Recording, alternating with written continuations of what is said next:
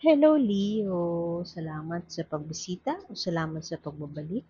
Ito po ang inyong Sun, Moon, Rising Sign and Venus General Reading para sa sign ng Leo. Kunin lang po natin ang nakarelate tayo, tapon natin ang hindi. Kung hindi nakarelate, okay lang yan. Maaaring ang mensahe sa susunod na pag-upload ang siyang makakarelate tayo. Pero naniniwala ako meron at merong dahilan kung bakit tayo napadpad dito. Pwedeng sa deck na ito, sa card na yan, sa deck na ito, lalo na sa deck na yan. Ito po ay isang oracle deck. Oracle Universal ang message niyan, advice from the universe. Okay, Princess of Cups, nagtatampo. Anong kinatatampuhan natin, Leo? Tayo ay hindi masaya. Hindi masaya, hindi natutuwa sa mga ganap in our, yung parang yung emotions natin wala sa hulog this December. Happy holidays, by the way. Pwedeng tayo ay mas-stress sa mga kaganapan this December. Pwede din naman na tayo ay mas-stress sa ating love situation.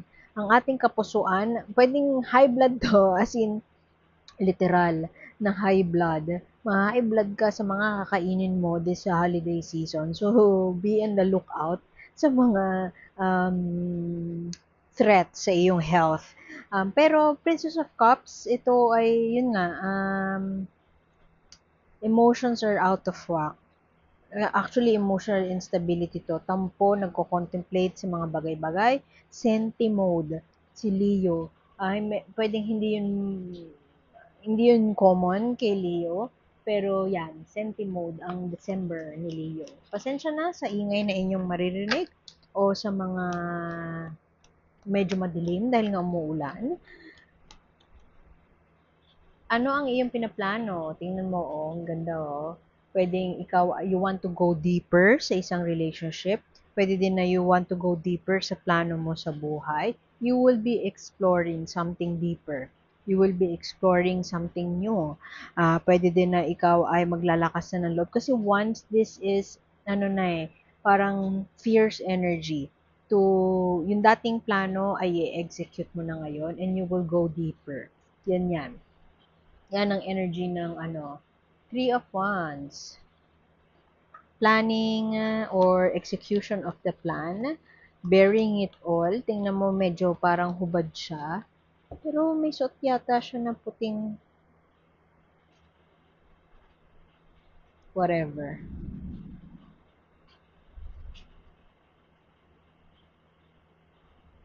Ano siya, free dive. Free diver. Pwede kasi na halo-halong emosyon ang mararamdaman mo, Leo. Ikaw pa naman din yung tipo ng tao na matapang, confident. Pero for some reason, this month, end of the year pa naman din, kukutuban ka na something, kutob yan eh. Kukutuban ka about something. Pwedeng yun ang magkukos ng emotional um, wreck sa'yo. O pwede din naman na yung emotional instability na yan ay after mo mag-take ng action do sa mga, kasi nga confident ka eh, no? So, gagawin mo yung isang bagay na matagal mo nang iniisip gawin, o kaya matagal mo nang pinaplano, and finally, magte-take ka na ng action, you'll dive deeper. Pwedeng yung resulta niya ng pag-dive deeper, doon mo marirealize na parang, shit, ba't ko ba ginawa to? Parang, shit, ang dami kong natuklasan na hindi ko naman dapat malaman. The truth would not hurt me, pero dahil I search for truth, edi I am hurt. Alam mo yun. Pero maganda nun, at least you followed your intuition, at least you followed your gut feel. Kasi maganda na sinusundan natin ang ating inner wisdom or inner compass. You will be very much in touch with your emotions this month, Leo. Marami kang time para mag-contemplate, para i-assess or reassess yung mga feelings or yung emotions mo na parang hindi mo ina-expect. Three of Pentacles. Meron parang ano ang napipick up ko dito, meron parang sudden turn of events sa buhay ni Leo. Sudden turn of events na parang hindi ka dating cooperative pero ngayon parang may 180-degree turn na nagbago na si Leo. Pwede yung partner mo sasabihin, oh, parang nagbago ka yata. May something sa'yo. Pero pwede din naman na yung dating stable na Leo, ngayon naman ay parang nag-iinerte, nagpapabebe. Pwedeng ganun. Pero maganda na lumabas yung Three of Pentacles dan kasi it seems like parang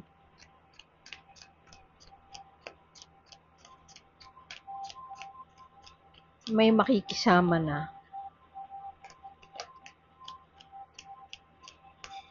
Mukhang ikaw to, King of Wands. Ooh, positive. Parang Sagittarius yata yun yung nakuha din ng Sun card. This is the most positive card in this, you will embrace positivity. O pwede din naman na, alam mo, medyo nakakalito na ito ang iyong core energy. Kasi tampo, pabebe, nagsiselos, ganyan. Hindi balanse ang emosyon this December. So, siguro mixed feelings ang mararamdaman mo. Pero yung mga cards mo dito na clarification, magaganda yung lumalabas. Ibig sabihin, ayan, mag-take ka ng action into something na matagal mo nang gustong gawin or pinlano mo, makikooperate ka, at susundan mo ang iyong inner wisdom. Knight of Wands, merong parang pasugod. May enerhiya ng gagawin na kung ano yung tingin niyang um, tama. Fierce energy to, fast. Ito ang pinakamabilis na messenger sa tarot, Knight of Wands. Pwedeng ikaw ay magsisend na ng message of love sa isang tao na tinataguan mo ng feelings. Tago-taguan ng feelings, ganun. Pero, ang maganda niyan, i-reciprocate niya yun. Yung matagal mo nang tinatago, kung yung iba sa inyo nagre-resonate sa inyo yon, meron kayong parang hindi nyo ini-express yung attraction nyo or feelings nyo towards someone. Mababaliw na kayo kasi matagal nyo na siyang tinatago. Pero, once you do na umamin, magugulat ka na um, gusto ka rin pala nila. So, why hesitate?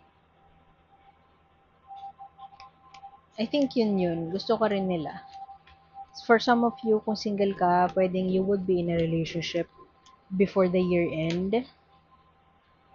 Tatrabahuhin mo ng bonggang-bongga. Kung hindi relationship ito, you would be involved in a new project na talagang para sa'yo siya. It's not gonna be easy kasi pwedeng yun nga, marami kang pagdadaanan na hardships emotionally. Parang hindi,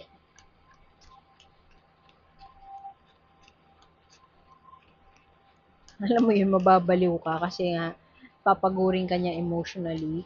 Pero dahil ginawa mo yung homework mo and nag-persevere ka, nakikooperate ka, at parang inalam mo muna kung saan nanggagaling yung tao, you will reap positive benefits. Pwede din naman yung iba sa inyo magkaka-baby, kung babae ka, pwedeng itong emotional wreck na ito ay hormones lang pala, o kaya pwede din naman na parang naisip mo, why do I feel so emotional this month, yung pala buntis ka, yung ganun. So, I think this is a love reading. Love reading ang Leo kasi this is partnerships. Listening to your intuition about how to send a message to a loved one, o pwede din naman na mag-propose yung iba sa inyo. Whatever you do, it will turn out positive. Maganda ang ano ni Leo. Walang pagpapadalos-dalos, walang pagmamadali, pero it will be quick, it will be fast. And patutunayan mo na worthy ka to be part of this pwedeng family, to be part of this group. You will do your best para patunayan na deserving ka. Deserving ka na maging parte ng pamilyang to. Deserving ka na earn mo kung ano yung kung nasaan ka ngayon. And it seems like you could be from two different backgrounds. Tingnan mo, black yung isa, white yung isa. Para siyang union of two souls na from different background. Pwedeng magkaibang social status, magkaiba ng pinanggagalingan, magkaiba ng culture. Pwedeng foreigner ang iyong mapapangasawa or magiging partner. Pero maraming pagdududa, pwedeng half Pinoy, so pwedeng yung family nagdududa sa'yo. Yung common na scenario doon, parang feeling nila siguro yung pera ni Afam ang gusto mo, pero patutunayan mo na deserving ka.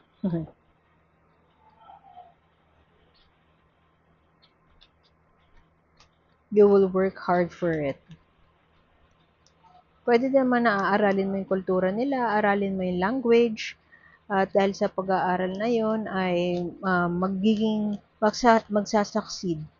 You will do it not because you want to please others, pero you will do it kasi you know that it is the right thing to do. Uy,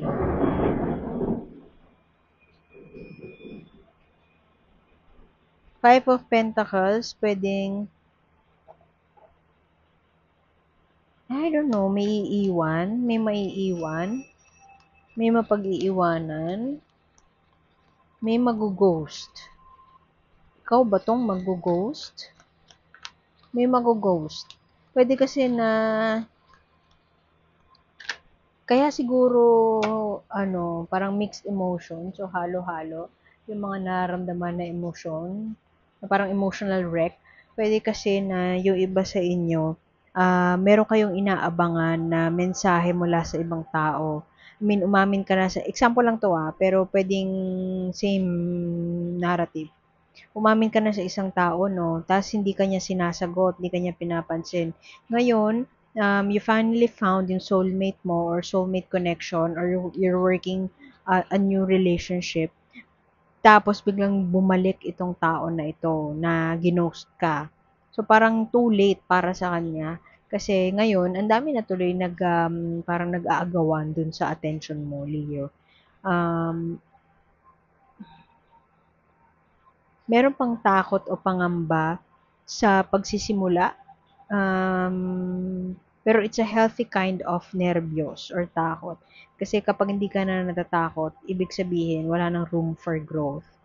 At yun, meron pa rin room for growth kasi hindi ka pa magpapadalos-dalos at hindi ka basta-basta magdedesisyon na sarili mo lang yung iniisip mo.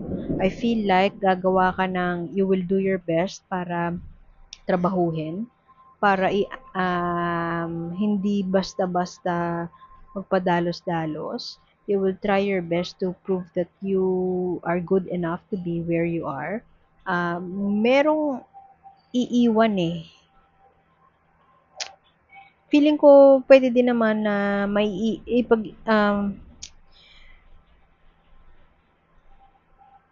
ikaw yung maiiwan pero hindi ka papatinag. Maraming mga balakid. Balakid at parang pangamba na sa umpisa pero hindi ka susuko. Feeling ko hindi ka susuko talaga. Paglalaban mo 'to, 'tong relasyon na 'to kasi Sun, walang makakatalo sa Sun. It's a positive card to get. It will turn out fine.